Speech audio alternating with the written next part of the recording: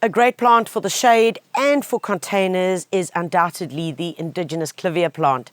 What's wonderful about them is that they flower early spring for about 4 to 6 weeks.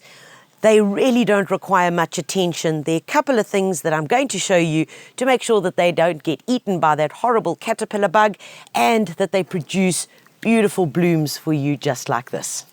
An important part about Clivias is to make sure that you're giving them the right food, especially if they're in containers. Always give them a good fertilizing. I love using an organic product. It's Atlantic. It's called Bio Ocean. What's in it is it's got seaweed in it. It's got a high nitrogen, a high potassium, which is going to mean that I'm going to get beautiful leaves from the nitrogen. From the potassium, it's going to encourage good, strong flowering, and that's really what we want.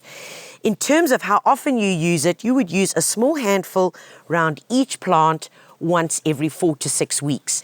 Sprinkle it around nice and evenly around the drip zone, and in that way, as you water your organic fertilizer, so it'll then get distributed into the soil and taken up by the plant.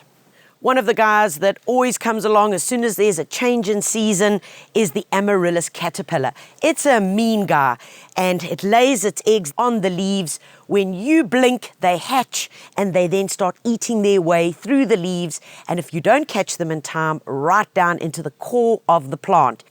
So what I like to make sure is that 4 times a year, every seasonal change, I treat my plants with Complete.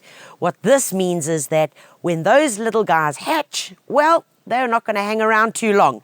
All you need to do is take 1 milliliter of the product, which you use a syringe, which is supplied in the container, and pop that into 1 liter of water.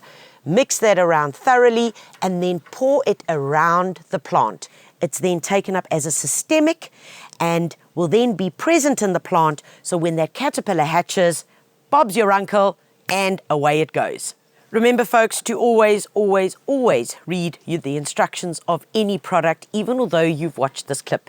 If you enjoyed this clip and have learned a little bit more about how to look after your Clivias, then like it and share it. Go to our YouTube channel where you too can learn more about gardening and becoming a great green-fingered guru.